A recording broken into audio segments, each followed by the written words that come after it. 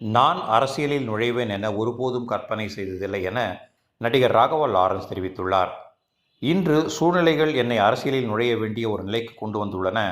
நான் அரசியலுக்கு வர வேண்டுமா அல்லது வேண்டாமா என்பது குறித்து நீங்கள் சொல்லுங்கள் என்று கூறியுள்ளார். எல்லாருக்கும் வணக்கம். கடமையை செய், பலனை எதிர்பார்க்காத. என்னடா நம்ம எதுக்கோ எதிர்பார்த்துட்டு இருந்தோம், இது என்ன ஒரு ஸ்லோகம் சொல்றான்னு பாக்குறீங்களா? எந்த விஷயத்துக்காக நீங்க எதிர்பார்த்துட்டு இருக்கீங்களோ அதுக்கு முன்னாடி ஒரு ஸ்லோகம், ஒரு குட்டி கதை. ஏன்னா இந்த வீடியோ முடியும் போது அந்த ஸ்லோகத்துக்கும் அந்த குட்டி கதைக்கும் ஒரு லிங்க் இருக்கு, சரிங்களா? கடமை செய், பலனை எதிர்பார்க்காத, அதான் அந்த ஸ்லோகம். எனக்கு ரொம்ப பிடிச்சது. என்னடா இது, கடமையை செய்ய சொல்றாங்க, பலனை எதிர்பார்க்க வேணான்றாங்கல்லன்னு நிறைய பேருக்கு அந்த ஸ்லோகம்ல ஒரு டவுட் ஒன்று இருக்கு. வேலை பண்றோம், வேலைக்கேற்ற கூலி எதிர்பார்க்க கூடாதா? இவ்வளோ கஷ்டப்பட்டு உழைக்கிறோம், சம்பளத்தை எதிர்பார்க்க கூடாதா அப்படின்னு. அந்த ஸ்லோகத்துடைய முழு மீனிங் என்னன்னா ஒரு கதையா சொல்லிடுறேன். ஒரு பெரிய வீடு, ஒரு மிகப்பெரிய பணக்காரர். அவர் ரூம் மட்டும் கிளீன் பண்றதுக்கு ரெண்டு ஆட்கள் இருப்பாங்க. ரொம்ப பிடிச்சவங்களும் 2 பேர் அந்த ரூம் கிளீன் பண்றதுக்கு வச்சிருக்காரு. அவர் மிகப்பெரிய பணக்காரர். அவர் இப்போ 2 பேரும் ரூம் துடைக்கிறவங்க. ஓகே, அவர் காலையில ரெடி ஆகி அந்த ரூம்ல இருந்து வெளியே வரும்போது அவங்க துடைச்சிட்டு இருக்காங்கல்ல, அதுல ஒருத்தர் அவர் பாட்டுன்னு ஒரு வேலையை பார்த்துட்டு இருப்பார், துடைச்சிக்கிட்டே இருப்பார். இன்னொருத்தர் இருக்காருல்ல, அவர் போய், சார் உங்க ட்ரெஸ்ஸு சூப்பரா இருக்கு சார், சார் நீங்க போட்டுக்கிற கண்ணாடி நல்லா இருக்கு சார், சென்ட் சூப்பரா இருக்கு சார், நல்லா இருக்கு சார், சூப்பரா இருக்கீங்க சார், எனக்கு பேக் கொடுங்க சார் அப்படின்னு வாங்கிட்டு போவார். இன்னொரு ஆள் வணக்கம் சார் சொல்லிட்டு வேலையை மட்டும் பார்த்துட்டு இருப்பாரு. இப்படியே தினமும் நடக்கும். அப்புறம் அந்த ஓனர் இந்த ஊரை விட்டு வெளியூருக்கு போறாரு. போகும்போது 2 வேலைக்காரங்களும் கூப்பிட்டு ஒருத்தருக்கு 1 மாசம் சம்பளம் எக்ஸ்ட்ரா. யாரு கூட பேக்லாம் தூக்கிட்டு போய் எப்போ பார்த்தாலும் சூப்பர் சூப்பர் சொன்னார்ல, அவருக்கு 1 மாசம் சம்பளம் எக்ஸ்ட்ரா. இன்னொரு ஆளுக்கு ஒரு வீடு வாங்கி கொடுத்து அவரை, நீ என் கூடவே வந்துருங்க, நான் அவர் கூடவே அவரை கூப்பிட்டு போறேன். இவன் ஓடி போய் கேட்டானா, சார் என்ன சார், தினமும் நான் தானே சார் உங்க பேக் எடுத்துருந்தேன், நான் கொடுத்த வேலையை நீ கரெக்டா பண்ணல, நீ ஜால்ரா அடிக்கிறதுலயே இருந்த, எனக்கு இது நல்லா இருக்கு அது நல்லா இருக்குன்னு. ஆனா அவன் வேலையை மட்டும்தான் பார்த்தான். வேலையை கரெக்டா பார்த்தா பலனு கடவுள் கொடுப்பாரு. அந்த பலன் தான் இது அப்படின்னு சொன்னாங்க. இப்போ விஷயத்துக்கு வருவோமா? திருச்சி கிழக்கு தொகுதி. இன்னைக்கு நான் என்ன முடிவு சொல்றேன் இதுதானே. நான் திருச்சி கிழக்குல நிக்கணும்னா நான் முதல்ல அரசியலுக்கு வரணும். நான் அரசியலுக்கு வரேனா இல்லையான்றத சொல்றேன். அரசியல் எப்படி என் வாழ்க்கையில வந்ததுன்னு சொல்றேன். உங்களுக்கு நல்லா தெரியும், என் வீட்டில் குழந்தைங்களை வளர்த்துக்கிட்டு நான் பாட்டுன்னு சோஷியல் சர்வீஸ் பண்ணிட்டு இருந்தேன். மாற்றுத்திறனாளிக்கு டான்ஸ் சொல்லி கொடுக்குறது, ஓப்பனர் சர்ஜரி பண்ணுறது, பசங்களை படிக்க வைக்கிறது, ஸ்போர்ட்ஸ் எல்லாத்துலேயும் என்னால் முடிஞ்ச வரைக்கும் பண்ணுவேன். என்னால் முடியல மற்றவங்கிட்ட கேட்டு பண்ணிட்டு இருந்தேன். இந்த டைமில் தான் ஜல்லிக்கட்டுன்னு வருது. ஒரு சில விஷயம்லாம் ஃபாஸ்ட்டாக சொல்லிடுறேன், உங்களுக்கு தெரிஞ்ச விஷயம்தான். ஜல்லிக்கட்டுன்னு வருது, அதில் நான் போகிறேன், சாப்பாடு போகிறதுக்காக குழந்தைங்களுக்கு போகிறேன். அப்படி நான் அந்த ஜல்லிக்கட்டு நடந்து முடிஞ்ச விஷயம்லாம் உங்களுக்கு தெரியும். அப்புறம் என் மேலே ஒரு தலைவர் விமர்சனம். எதுக்கு தலைவர்னு சொல்லுவாரா, நம்ம அண்ணன் தான், சீமான் அண்ணன் ஒரு விமர்சனம் வைக்கிறாரு. அதுக்கு நான் மறுபடியும் ஒரு ட்வீட் போடுறேன், அவர் ட்வீட் போடுறேன். அப்போ தான் என் வாழ்க்கையில் அரசியல்னு எழுத நுழையுது. நம்ம சாப்பாடு போகிறதுக்கு போகணும், இது என்னடா இவ்வளோ பெருசாக இருக்கு, அந்த ஜல்லிக்கட்டு தான் எனக்கு அரசியலில் உள்ள நுழைஞ்சது, என்னடா இவ்வளோ பெருசாக இருக்கு அப்படின்னு. அப்படியே போச்சு. அதே தலைவர் தான், அதே சீமான் அண்ணன் தான் ரஜினி சார் அரசியலுக்கு வர்ற மாதிரி பேச்சு அடிபட்ட உடனே அவங்க சைட்லேருந்து பேசுகிறாங்க, தலைவரை பற்றி பேசுகிறாங்க. தலைவர் எனக்கு ஒரு குரு, என்னை வாழ வச்ச தெய்வம், ஒரு அப்பா மாதிரி, ஒரு அண்ணன், அப்பா எல்லாமே சொல்லலாம். ஸோ அவரை பற்றி அதிகமாக பேச ஒரு முறையும் சூப்பர் ஸ்டாருக்கு ஃபோன் போடுவேன். அண்ணா ரொம்ப ஓவராக பேசுகிறாங்க, டெபா கம்முன்னு இருக்கண்ணா, நீ சைலண்டாக இப்படியே ஓரளவுக்கு தான் நம்மளால் பொறுக்க முடியும். அதுக்கப்புறம் ஆடியோ ரிலீஸ் ஃபங்க்ஷனில் என் மனசில் இருக்கிறதெல்லாம் உடச்சி சொன்னேன். அதை நீங்களும் பார்த்துருப்பீங்க, தெரியும். அதுக்கப்புறம் ஒரு ரஜினி சாருக்கு ஒரு ஃபங்க்ஷன் வந்தது. அந்த ஃபங்க்ஷன்லையும் பேசினேன் இதை பற்றி. உங்களுக்கு தான் தெரியுமா அந்த வீடியோ, யார் ஓட்ட பந்தயத்தில் ஜெயிக்கிறது, இப்போ கூட அந்த வீடியோ போயிட்டு இருக்கு. அதை பேசணும், அது பாட்டும் அப்படியே போயிட்டு இருந்தது. அதுக்கப்புறம் பார்த்தீங்கன்னா ரஜினி சார் அரசியலுக்கு வரேன்னு அனௌன்ஸ் பண்ணுறாரு. பண்ண உடனே நான் போய் தலைவரை பார்க்குறேன். என்ன வரீங்களா, நான் நியூஸில் வருது, ஆமாக்கா நான் வரேன். இன்னும் பயங்கர சந்தோஷம். ஏன்னா வாழ்க்கையில் ஒளி ஏற்றி வச்சவர், அவர் அரசியலுக்கு வர்றாரு, அவருக்கு சப்போர்ட்டிவாக இருக்கணும் நம்ம. அப்புறம் எல்லாருக்கிட்டையும் போய் நம்ம கேட்டுட்டு இருக்கோம், தலைவர் வந்துட்டாருன்னா எல்லாமே குழந்தைங்களுக்கு இன்னும் நிறைய பண்ணலாம் அப்படின்னு. என்ன நானும் வரேன் அப்படின்னா ரொம்ப சந்தோஷம் அப்படின்னு ஸ்ட்ரெயிட்டாக கிளம்பி நான் ட்ரஸ்ட்டுக்கு வரேன். என்னுடைய ட்ரஸ்ட், என்னுடைய ஃபேன்ஸு எல்லாரையும் கூப்பிடுறேன். கூப்பிட்டு என்னுடைய வெல்விஷர்ஸ் எல்லாரையும் கூப்பிட்டு உட்கார வச்சு தலைவர் அரசியலுக்கு வராரு. புரியுதுங்களா? எனக்கு வந்து எழுத படிக்க தெரியாது. அதான் ஒரு ட்வீட் போடணும், இதெல்லாம் ரெடி பண்ணுங்கன்னு தமிழில் சொல்லிட்டு அவங்க ரெடி பண்ணிட்டு இருக்க ஒரு டீம். இன்னொரு டீம் உட்காந்து என்கிட்ட கேள்வி கேட்குறாங்க. தலைவர் அரசியலுக்கு வந்து அவர் வந்து சிஎம் ஆயிடுவாரு, நீங்க வந்து அமைச்சர் ஆயிடுவீங்களாண்ணே? சுகாதாரத்துறை அமைச்சர் தான், நம்ம வந்து ஆப்ரேஷன் நிறைய பண்ணலாம், இன்னொருத்த கல்வித்துறை எடுத்தால் நிறைய படிக்க வைக்கலாம். டேய், கடமை செய்யணும், பலன் எதிர்பார்க்க கூடாது. சுகாதாரத்துறை அமைச்சர், இது வந்து கல்வித்துறை, இதெல்லாம் படிச்சவங்க வர இடம். அண்ணன் படிக்கலடா. எல்லாருக்கும் படிச்ச இடத்த போட்டு ஒரே இடத்துல போய் முடங்கி போய் படிப்புனா படிப்பு மட்டும், எல்லாம் கட்சி வளரட்டும், தலைவர் வரட்டும், எல்லா துறையிலேருந்து ஹெல்ப் கேட்டு நல்லா பண்ணுவோம், பெரிய ட்ரஸ்ட் கட்டுவோம். இப்போன்னா சின்ன ட்ரஸ்ட்ல தான் நம்ம இருக்கோம். சின்ன வீட்டில் 60 குழந்தைங்க நீங்கள் இருக்கீங்க, 100 ஏக்கரில் கட்டுவோம். ஊனமுற்றோர்கள் இந்த பக்கம் திருநங்கைகளுக்கு இந்த பக்கம் முதியோர்களுக்கு ஒரு பெரிய ட்ரஸ்ட் கட்டி பண்ணுவோம்டா. சூப்பர்ண்ணா. இன்னொருத்தர் டக்குன்னு அங்கேருந்து, அண்ணா நம்மளை எதிர்த்து பேசிட்டு இருக்காருல்ல சீமான் அண்ணா, அவருக்கு ஆப்போசிட்டாக எதிர்த்து நில்லுங்கண்ணே அப்படின்னா. அது அரசியல் இல்லை. ஒருத்தர் மேலே கோவத்தால் நம்ம அரசியலுக்கு வந்தால் அது வந்து வெறுப்பு அரசியலாக மாறும். அரசியல்ன்றது மக்களுக்கு நல்லது பண்ணுறதுக்காக வரணும். இப்போ அவரை நான் அழிக்கணும், அவரை நான் ஏதோ ஒன்று செய்யணும்னு அந்த ஆசையில் வந்தேன்னு வச்சுங்களேன், ஆசை என்ன ஆகும்? கோபமாக மாறும். கோபத்துலேருந்து என்ன வரும்? வார்த்தைகள் தப்பாக வரும். வார்த்தைகள் மட்டும் வராது, தப்பான வார்த்தைகள் வரும். மக்களுக்கு நம்ம மேலே மரியாதை இல்லை, மக்களுக்கு நம்ம மேலே மரியாதை இருக்காது, போயிடும். ஸோ அதால் அரசியலுக்கு வரணும்னா அவரை அழிக்கிறேன் இவரை அழிக்கிறேன், பதிவை பற்றி பேசுகிறத ஃபஸ்ட்டு விடுங்கடா, ஃபஸ்ட்டு வேலையை பார்ப்போம்டா. நம்ம தலைவர் வரேன்னு சொல்லிட்டாரு, ட்வீட் போடுங்களா அப்படின்னு ட்வீட் போட்டுட்டு அங்கேருந்து போட்டுட்டு வீட்டுக்கு போகிறேன். இங்கே தான் பெரிய ட்விஸ்ட் இருக்குது எனக்கு. வீட்டுக்கு போகிறேன். வீட்டுக்கு போனோன்னா எப்பவும் நான் அம்மா கிட்ட போய் ஒரு விஷயத்த சொல்கிறதுக்கு முன்னாடி ஒரு சர்ப்ரைஸ் ஒன்று பண்ணுவேன். எங்கள் அம்மா கோவில் கட்டுறது கூட, கோவில் கட்டிட்டு ஸ்டாச்சுலாம் ஆர்டர் பண்ண அப்புறம் தான் அந்த ஸ்டாச்சுவே காமிச்சாங்க அம்மாவுக்கு. அதே மாதிரி அரசியல் விஷயத்துலையும் போய் சொல்லலான்னு அம்மாவை கூப்பிட்டு ஃபேமிலியெல்லாம் உட்கார வச்சு, அம்மா தலைவர் அரசியலுக்கு வர்றாரு, சரி கண்ணா, நானும் அரசியல் போடுறேன், இங்கே பரமா ட்வீட் போட்டிருக்கேன் அப்படின்னு. அம்மா முகம் டக்குன்னு மாறிட்டு ஓகே கண்ணா, ஓகே கண்ணா சாப்பிடலாம் அப்படின்னு எழுந்து போயிட்டாங்க.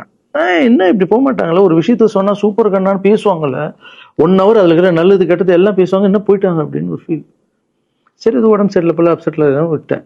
அப்புறம் 2-3 நாள் அவங்ககிட்ட பேசவே மாட்டுறாங்க. கூப்பிட்டு, என்னம்மா உனக்கு பிரச்சனை, ஏதாவது தப்புன்னா அடின்னா அடிச்சிடுமா, என்னம்மா இப்படி பேசாம இருக்குன்னா, இல்லை கண்ணா நீ அரசியல் போனது எனக்கு பிடிக்கல அப்படின்றாங்க. ஏமா அரசியல் போன பிடிக்கல?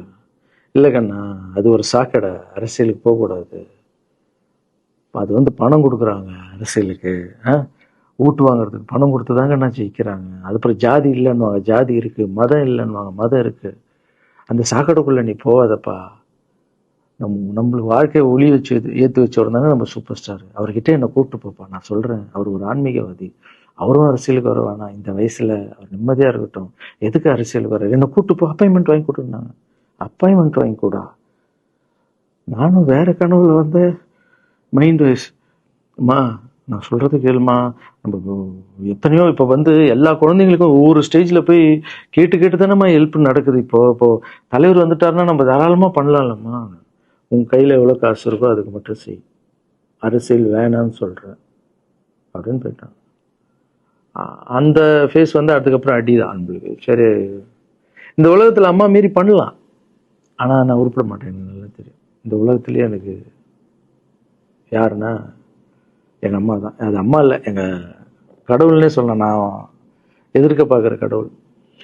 சரி, அம்மாவுக்கு சொல்லி புரிய வைக்கலாம், என்னடான்னு தலைவர்கிட்ட போய் எப்படி சொல்றது, பசங்கிட்ட ஒரு பயங்கர பில்டப் கொடுத்துட்டோம், அது இதுன்னு எல்லாம் வேற பார்த்துட்டு இருக்காங்க, என்ன பண்ணுறது. அந்த டைமை பார்த்து கொரோனா வருது, ஒரே ஷாக்கு, வெளியே போக முடியாதுன்றாங்க, இல்லைன்னா பிரச்சாரம் பண்ண வெளியே போக முடியாது, தலைவருக்கு உடம்பு சரியில்லாமல் போகுது, ஹைதராபாத் ஷூட்டிங் போகிறார், உடம்பு முடியல, அப்படியே எல்லாமே கொலாப்ஸ் ஆகுது. அப்புறம் தலைவர் அலௌன்ஸ் பண்ணுறாரு, நான் அரசியலுக்கு வரல, டாக்டர்ஸ் வந்து போகக்கூடாதுன்னு சொல்லிட்டாங்க, கொரோனா டைமில் நம்ம வந்து பிரச்சாரம் போக முடியாது, அதை காரணம் சொன்னார், அது உங்களுக்கு எல்லாருக்கும் தெரியும். அவ்வளோதான், தலைமையில் கை வச்சுன்னு உட்காந்துட்டோம். நான் ட்ரஸ்ட்டில் இருக்கிற குழந்தைங்க மற்றவங்க எல்லாரும் என்னென்னு நினச்சி ஒர்க் பண்ணிட்டு இருந்தால எல்லாரும் அப்செட்டில் உட்காந்துருக்கோம். தலைவர் ஒருத்தம் போய் பேசி பார்க்கலாம் அவர்கிட்ட, தலைவர் வர்றாரு, கூப்பிட்றாரு, போகணும். அந்த மாதிரி தலைவரை பார்த்தது இல்லை நான். அப்படியே எனக்கு புரிஞ்சுது, அவர் ரொம்ப வலியில் இருக்கார் அப்படின்னு. எவ்வளோ சுறுசுறுப்பானால உடம்பு முடியலங்கண்ணா. பரவாயில்ல, நம்ம உடம்பு தானே முக்கியம், என்ன இதெல்லாம் என்னென்ன தூக்கி போடுங்கண்ணா. இல்லைண்ணா, இத்தனை வருஷம் என்னை வாழ வச்சாங்கல்ல, அவங்களுக்கு ஏதாவது ஒன்று பண்ணணும்னு நினச்சேங்கண்ணா, இங்கே குத்துதுக்கண்ணா, எனக்கு என்ன பண்ணுறதுன்னு தெரியல, ரொம்ப கஷ்டமாக இருக்கு அப்படின்னு. அண்ணே அதை விடுங்கண்ணே எல்லாம் அப்படின்னு அவர்கிட்ட பேசிட்டு, அவர் வந்து அப்போ நான் முன்னாடி பேசும்போது அவர் சொல்கிறார், நான் கூட பதவிக்கு வரணும்னு ஆசைப்படல, இன்னொரு நல்ல ஆள் படித்த ஆள் அங்கே நிற்க வச்சு பார்க்கணும். யாருன்னே சொல்லுவேன், யாருன்னு கூட சொல்லலை. அது அப்படியே போச்சு, அவர் மனசுக்கு மட்டும்தான் தெரியும், யாருன்னு கூட சொல்லலை. ரொம்ப அப்செட்டாக இருந்தார். சரி ஓகே, இதுவும் கடந்து போகணும். அப்படியே கடந்து போச்சு. எனக்கும் காஞ்சனா படம் அது இதுன்னு வந்து பெரிய ஹிட் ஆகுது. அதுக்கப்புறம் யாருக்கிட்டேயும் நீங்கள் யாரும் எனக்கு ஹெல்ப் பண்ண வேணாம். முதல் நாள் நான் வந்து கலைஞர் ஐயா கிட்ட ஹெல்ப் கேட்டேன். அவர் வந்து ஒரு சில குழந்தைங்களுக்கு ஹெல்ப் பண்ணார். அதுக்கப்புறம் அன்புமணி ராமதாஸ் ஐயா, அவரும் ஹெல்த் மினிஸ்டர் இருக்கும்போது அவர் ஒரு சில குழந்தைங்களுக்கு ஹெல்ப் பண்ணார். அப்புறம் நம்ம விஜய் சார் நண்பர், அவர் வந்து ஒரு குழந்தைக்கு ஆப்ரேஷன் பண்ணார். ஸோ இருக்கும்போது என்னால் முடிஞ்ச வரைக்கும் சொந்த பணத்தை போட்டு பண்ணிவிடுவாங்க. முடியாத போது தான் நான் அந்த ஹெல்ப்பை கேட்பேன். இப்போ தான் நல்லா வந்துட்டுமே, யாருக்கும் எனக்கு பணம் கொடுக்க வேணாம், இனிமேல் என் சொந்த பணத்திலே பண்ணுறேன்னு சொல்லிட்டு நான் பாட்டுன்னு ஒரு வீடியோ கூட நான் போட்டேன், இனிமேல் யாரும் பணம்லாம் கொடுக்க வேணாம் அப்படின்னு. அப்படியே போயிட்டுருக்கு. காஞ்சனா எல்லாம் முடிஞ்சு ஜிகிர் தண்டா படம் ரிலீஸ் ஆகுது. ஜிகிர் தண்டா பார்ட்டி போயிட்டுருக்கு. டைரக்டர் நின்று பேசுகிறேன். நான் டைரக்டர் கிட்ட போனேன். டைரக்டர் யார்கிட்டயும் ஃபோனில் பேசிகிட்டு இருக்காரு. அப்படியே பேசிகிட்டு இருக்கிறவர் டக்குன்னு இந்த சீமான் நான் பேசுவான்னு கொடுத்துட்டாரு என்கிட்ட. அவருக்கும் தெரியாது நான் பேச போகிறேன். அவர்கிட்ட லாரன்ஸ் பேசுவார், சீமான் ரெண்டு பேரும் சைலண்ட்டு. நானும் எதுவும் பேசலை, சீமானும் எதுவும் பேசலை. அப்படியே ஒரு நிமிஷம் அப்படியே நிற்கிறோம். பெரியவர் இல்லை என்னாலும் அண்ணன் அப்படின்னு, அவ்வளோதான் அண்ணன். பயங்கர பாசம். எந்த இடத்துல கோவம் இருக்கும் அந்த இடத்துல குணம் இருக்குன்னு சொல்லுவாங்கல்ல. அண்ணன் வந்து புகழ்ந்து தள்ளுறாரு ஜிகர் தண்டாவை. இப்படி பண்ண கண்ணா, அப்படி பண்ண இவ்வளோ சூப்பராக பண்ண, அந்த சீன் எனக்கு ரொம்ப பிடிச்சதுன்னு. அவருடைய அன்பு தான் தெரியும்ல, எல்லாமே அதிகமாக இருக்கும் அண்ணன்கிட்ட. அண்ணா ரொம்ப சந்தோஷமாக வாழ்த்தினாரு. அப்புறம் நான் வந்து மாற்றம்னு ஒரு அமைப்பு ஆரம்பிச்சிருக்கேன்ல, இந்த விவசாயிகளுக்கு டிராக்டர் கொடுக்கறது, அப்புறம் மாற்றுத்திறனாளிக்கு ஸ்கூட்டி கொடுக்கறது, எல்லாமே அதை பார்த்துட்டு பத்திரிகையாளர் கேட்குறாங்க அவர்கிட்ட, ராகவலாரன் சார் மாற்றம்னு அமைச்சிருக்காருன்னா, நல்ல விஷயம் தம்பி, நல்லா பண்ணிட்டோம், நல்லா இருக்கட்டும் அப்படின்னு வாழ்த்தினாரு. ஸோ ஒரு பெரிய பிரச்சனைக்கு கடவுளே வந்து அதை அப்படியே சால்வ் பண்ணி வச்ச மாதிரி ஆயிடுச்சு. அப்படியே போச்சு. ஆனால் நீங்கள் நல்லா இருக்கணும், எங்கே இருந்தாலும் நல்லா இருப்பீங்க. எப்போல்லாம் ட்ரஸ்ட்டுக்கு போகும்போது பசங்களாம் கேட்பாங்க, அந்த 100 ஏக்கர் ட்ரஸ்ட்டு குழந்தைங்க, சரி ஓகேடா. அப்படி பார்த்தீங்கன்னா நண்பர் விஜய் சார் கிட்ட பேசிட்டு இருக்கும்போது நான் வர அரசியலுக்குன்றாரு. நிஜமா நண்பா அப்படின்னு. எஸ் அப்படின்னு. மறுபடியும் போய் ட்ரஸ்ட்ல உட்காந்து நம்ம டேய் நண்பர் வராரு. ஏன்னா சூப்பர் ஸ்டார் எனக்கு எவ்வளோ க்ளோஸோ, நண்பர் கூட அவ்வளோ க்ளோஸ் தான் எனக்கு. ஏன்னா மேகமாய் வந்து போகிறேன்ற சாங்லேருந்து நான் அவருக்கு டான்ஸ் மாஸ்டராக பண்ண ஆரம்பித்தேன். அதுக்கப்புறம் நிறைய சாங் பண்ணேன், சரக்கு வச்சிருக்கேன். அது உங்களுக்கு தெரியும், அந்த தாம் தக்க தீம் தக்க. அவருக்கு மட்டும் நான் ஸ்பெஷலாக வந்து பண்ணி கொடுத்துட்டு போவேன். தமிழ் வேறு யாருக்கும் பண்ண மாட்டேன். அவர் கூப்பிட்டா வருவேன், தலைவர் கூப்பிட்டா வருவேன், சாங் பண்ணிட்டு போவேன். அவர் வரணும் போது எஸ், ஏன்னா அவர் ஒரு முடிவு எடுக்க மாட்டார், எடுத்தாருன்னா அவர் நல்லா உழைப்பார், நல்ல உழைப்பாளி, பண்ணுவார் அப்படின்னு நினச்சி மறுபடியும் போய் ட்ரஸ்ட் ஆளுங்கெல்லாம் பேசுறதுக்கு முன்னாடி, ஐயோ அம்மா இருக்காங்களே பிடிக்காத, ஃபர்ஸ்ட் அங்கே கரெக்ட் பண்ணணும்ல, அங்கே போனேன். அம்மா நண்பர் அரசியலுக்கு வராருப்பா, என்னம்மா அப்போதான் ஓகே, இப்போ எல்லாம் மாறி இருக்கு, போகலாமா, நீ ஃபர்ஸ்ட் அவர்கிட்ட ஒரு அப்பாயின்மெண்ட் வாங்க, நான் உன்னை கூப்பிட்டு போகிறேன் அப்படின்னா. கூப்பிட்டு போய் இந்தப்பா என் பிள்ளைய ஒப்படைக்கிறேன் பார்த்துக்கப்பான்னு சொல்லணும்னு பார்த்தா, என்னம்மா பேச போகிறான்னு கேட்டேன்.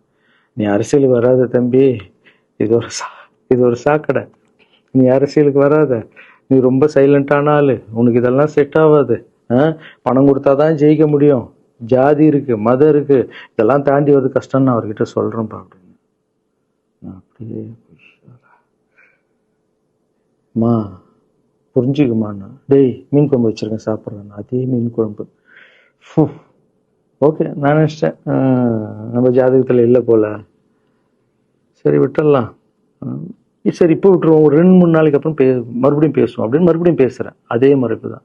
நானும் நண்பர்கிட்ட பேசுகிறேன், அம்மா இப்படி சொல்கிறாங்க நண்பா, அது அவங்களுக்கு தெரியல, அவர் நிறைய பேச மாட்டார், வயசானவங்க இல்லை, தெரியல, வந்தப்புறம் புரியும், ஒரே வார்த்தை தான்.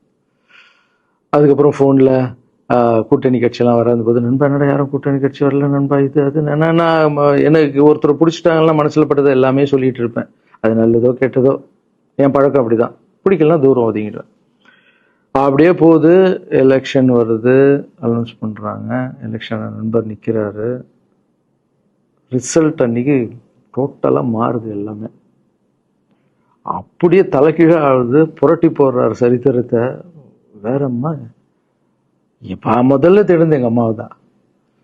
எனக்கு ரொம்ப ஆசையாயிடுச்சுன்னா எங்க அம்மா மேல, அம்மா பேரு கண்மணி, கண்மணி அப்படின்னு தான் கூப்பிட்டு போவேன். எங்கன்னு கூப்பிட்டு போனா அம்மா கொண்டு, என்னடா இவ்வளவு உஷாரா வர, என்ன விஷயம், இங்க வா, உங்ககிட்ட தான் பேசணும். நீ என்னம்மா சொன்ன, பணம் கொடுத்தாதான் ஓட்டு போடுவாங்க, ஜாதி இருக்கு, மதம் இருக்கு, புது ஆளுங்களை வர விட மாட்டாங்க, ஜெயிக்க முடியாது, இதெல்லாம் சொன்னல. நண்பர் ஜெயிச்சிட்டார் பத்தியாமா. அந்த ஒரே ஒரு முகத்துக்காக ஓட்டு போட்டிருக்காங்க. நம்பிக்கையான ஆள் வந்தா போடுவாங்கம்மா, நல்லவங்க எல்லாம் வரலாமா, புரிஞ்சுக்கம்மா, என்ன விடுமா. இப்ப என்னம்மா சொல்ற அப்படின்னு கேட்டேன். முதல் முறையா எங்க அம்மா முகத்துல ஒரு சிரிப்பை பார்த்தேன். ஆமா கண்ணா, அந்த புள்ள எல்லாத்தையும் மாத்திடுச்சு, இவ்வளவு பெரிய வெற்றி அடி வரணும்னு நான் எதிர்பார்க்கலப்பா. ஒரு நல்ல மனுஷன் பண்ணணும்னு நினைச்சா அது முடியுங்கண்ணான்ற நம்பிக்கை எனக்கு வந்திருக்குப்பா அப்படின்னு அம்மா சொன்னா. அப்ப என்ன போயிடலாமா, ஓகேவா அப்படின்னு கேட்டேன். போகண்ணா, நீ நினைச்ச மாதிரி பண்ணு அப்படின்னு அம்மா சொன்னோன்னு காலில் சாஸ்தாமா வந்தேன். தேங்க்யூ ஸோ மச்மா அப்படின்னு. ரொம்ப ஹாப்பி நான். அம்மா ஓகே சொல்லிட்டாங்க அரசியல் வர்றதுக்கு. இப்போ நான் தாய்க்கு நிகரான்னு நினைக்கிறேன். என் ரசிகர்கள் கேட்குறேன், நான் அரசியலுக்கு வரலாமா? இதை பார்த்துட்டு இருக்கிறவங்களுக்கு, இந்த மக்களை கேட்குறேன், நான் அரசியலுக்கு வரலாமா? அந்த தகுதி எனக்கு இருக்கா? நீங்களும் சொல்லுங்க. இந்த வீடியோ பார்த்துட்டு இருக்கவங்க கமெண்ட்ஸ் போடுங்க. பசங்களா, இவங்க தான் என்னுடைய 22 வருஷத்தினுடைய உழைப்பு. அரசியலுக்கே வராம மக்களுக்கு நான் செஞ்ச சேவை உங்க கண்ணு முன்னாடி நிப்பாட்டியிருக்கேன். இப்போ உங்க வயசு என்ன? 22 வயசாகுது. ஒரு வயசுல என் கையில வந்தார் இவர். அந்த போட்டோவை நீங்களே பாருங்க. இப்போ 22 வயசு. ஒரு குழந்தைய வளர்க்கறதுக்கு நீங்க எவ்வளவு கஷ்டப்படுவீங்க உங்களுக்கு தெரியும்ல. அந்த கஷ்டம் என்னன்னா, ஸ்கூலுக்கு அனுப்புறது ஃபீஸ் கட்டுறதுலேருந்து, உடம்பு சரியில்லாமல் போனாலும் அவன் ஆசைகளை நிறைவேற்றுறதுலேருந்து, ஒரு குழந்தைக்கு அப்படின்னா 60 குழந்தைங்களை வளர்த்துருக்கேன். எவ்வளோ பிரச்சனை வந்திருக்கேன், எவ்வளோ நோய்கள் வந்திருக்கும், எவ்வளோ நைட் தூங்காமல் வந்திருக்கேன், அதில் எவ்வளோ டிஸ்டர்ப், அதுவும் என் வீட்டில் வளர்த்துருக்கேன். இதெல்லாம் எதுக்கு பண்ணேன்னா, எந்த ஒரு எதிர்பார்ப்பும் இல்லாமல் கடமை செய் பலனை எதிர்பார்க்காதான்ற அந்த வார்த்தை எனக்கு ரொம்ப பிடிக்கும். அதுக்காக செஞ்சுருக்கேன், என் மக்களுக்காக செஞ்சுருக்கேன். ஏன்னா மக்கள் தான் என் படத்தை பார்க்குறாங்க. மக்களால் தான் நான் கார் வாங்குறேன், வீடு வாங்குறேன், சந்தோஷமா இருக்கேன். அவங்களுக்கு இந்த சொசைட்டிக்கு நான் ஏதாவது பண்ணணும். அரசியலுக்கு வர்றதுக்கு முன்னாடியே பண்ண விஷயங்கள் பார்த்தீங்கல்ல. 22 வருஷம் உழைச்சிருக்கேன். ஒரு கதை ஒன்று சொன்னால, 2 வேலைக்காரங்க இருந்தாங்கன்னு. சின்சியரா யாருக்கும் ஜால்ரா அடிக்காம, எதுவும் பண்ணாம, என் தொழிலுக்கு தர்மமா, என் மக்களுக்கு தர்மமா என்ன பண்ணணுமோ 22 வருஷம் உழைச்சி உங்க கண்ணு முன்னாடி நிப்பாட்டிட்டேன். அந்த ஓனர் ஒரு பலன் கொடுத்தார்ல, அந்த ஓனர் யார் தெரியுமா? கடவுள். அந்த கடவுளுக்கு தெரியும் எனக்கு என்ன பலன் கொடுக்கணும். இதுக்கு தான் அந்த கதை லிங்க் ஆகும்னு சொன்னேன். ஸோ நீங்கள் சொல்லுங்கள், நான் அரசியலுக்கு வரணுமா வேண்டாம்? வேண்டாம்னா வேணான்னு சொல்லுங்க. வாப்பா, வாடாகண்ணா, வா நண்பா, வாங்கண்ணா அப்படின்னு சொல்லுங்க. என் முடிவை நான் உங்களுக்கு சொல்கிறேன். உங்கள் முடிவுக்காக காத்திருக்கேன்.